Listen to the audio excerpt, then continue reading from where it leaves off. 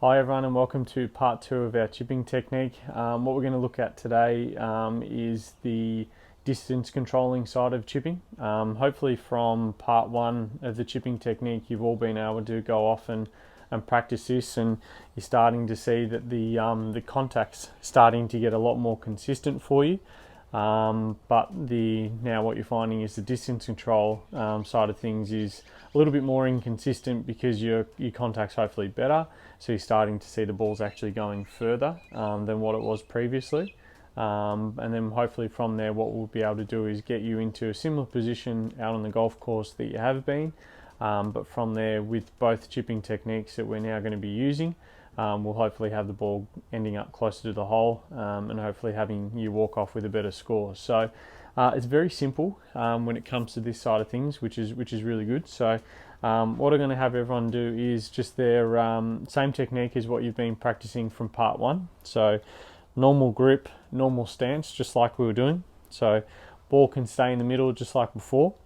What I want you to do is just hit a couple chip shots just like you were before, but try and get an idea on where you're swinging the club up to and how fast the speed is. So if you watch me, so what I'm going to try and do is I'm going to try and swing to my hips, and I'm going to try and swing it sort of 70%. So I'm just going to swing up and swing through and do another one. So I swing up to my hips and I swing through. And what I'm going to do from there is I've got a bucket about 15 meters away from me, and what I'm going to do is I'm going to take my normal setup just like I have been, and what I'm going to try and do is I'm going to try and swing that same way. So I'm going to swing up halfway and I'm going to swing through, but what I want to try and do is maintain that same speed. So I set myself up, swing halfway and swing through, and that chip shot then gives me an idea on how far it's gone. Now that's gone pretty close to that 15 meters.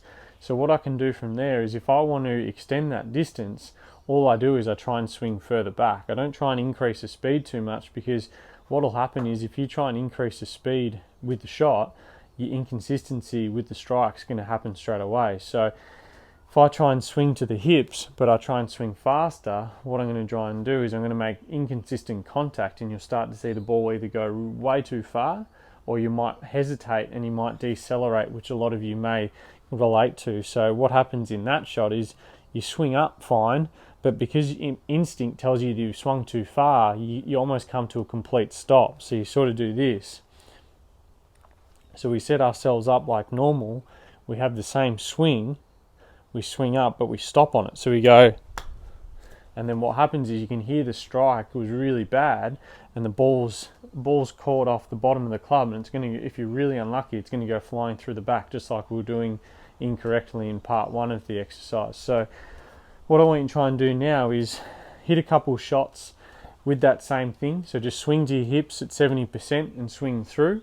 Try and get an idea on how far that's going, and then if you can, with where you're practicing, is change the bucket or the target. So what I'm going to do now is I've got a bucket already set up at 10 meters away, and what I'm going to do is I'm going to shorten that swing slightly compared to the first one, and the speed's going to stay the same, and hopefully that distance then goes to 10 meters instead of 15. So same technique.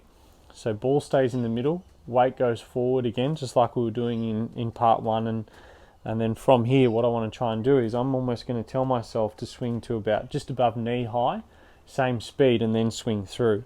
So I set myself up, knee high and through, and I've hit that target perfectly. So try and have a go at that. Just change your distances up a little bit, and then obviously if you want to go the other way and try and swing, if you want that ball to go a little bit further, same deal. Just swing a little bit further back instead of a little bit shorter, and the ball will go further to the target. So again, normal setup. So balls in the middle, just like so.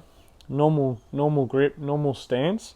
Keep that weight forward. But what I'm going to do now is, instead of swinging to my hips, I'm going to swing a little bit further back, and I'm going to try and hit this to about 20 meters where I've got a target set up. So same setup, just swing a little bit further back and through, and the ball goes that little bit further, and it's going to end up closer to the hole. So try and give that a go. See how you go with your distance control. Hopefully that strike stays consistent for you with that speed.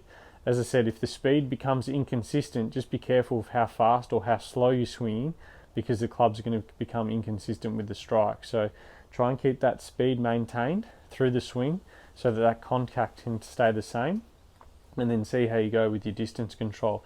If you've got any questions at all, just let me know. Like I said before in stage one, just give it a practice, give it a go, and then try and execute it out on the course. If you've got any problems, let me know, and then hopefully this will improve that chipping and lower those scores each time you come in. Thank you.